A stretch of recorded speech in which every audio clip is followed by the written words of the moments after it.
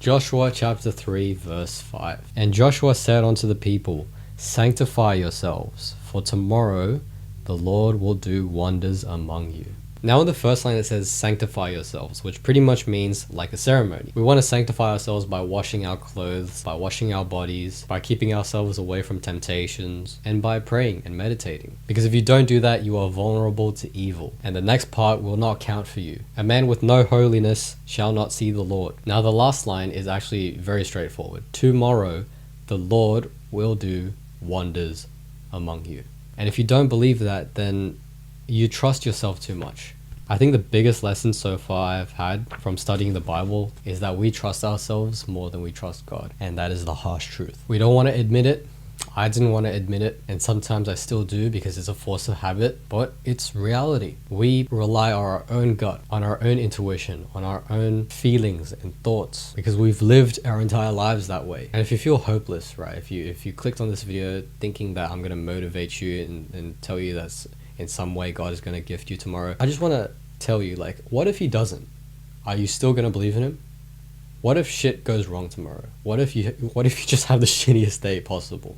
And I think that's the real test that God is putting us through. He's testing our faith and trust when things go south, when things don't go our way. And when I say our way and our intuition, it's in a selfish connotation, which pretty much means that all of our desires, all of the things that we want in life, it comes from us, from our own temptations, from what we want as selfish beings. We were born that way. Being selfless, believing in someone in higher power is not natural to us. So yes, it is very hard to give up your trust, to give up your life and to surrender to Jesus, which is why I'm making this video, is to tell you that he is all powerful.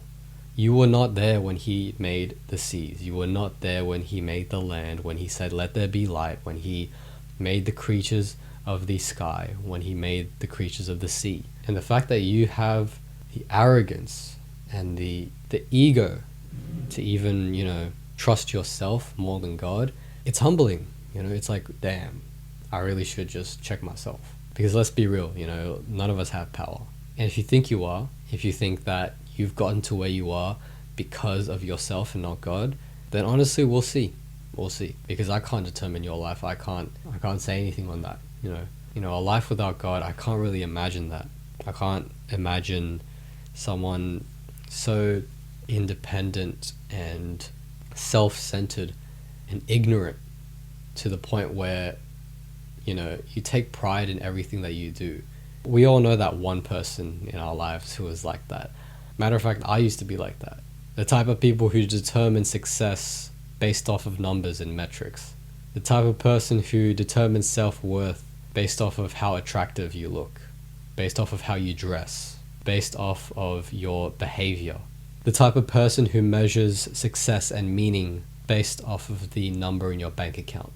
The type of person who measures enjoyment based off of the countries that they've visited, or the cars that they have, or the gadgets that they use, or the jewelry that they wear, or the girls that they fuck, or the parties that they go to, or the clubs that they visit, or the drugs that they take. And I'm just saying, like, if you want to continue that life, it's pretty much all the same shit. It's like anything that isn't faithful to God, anything that isn't, trusting God completely, then it ain't. You're either on one side or the other. You can't mix both lives. And if you try to, like I have, you're just going to feel conflicted and lost. In reality, there's only two sides of it. There's evil, there's sin, there's man, there's skin and flesh, and there is Satan, there is the devil, and then there is God.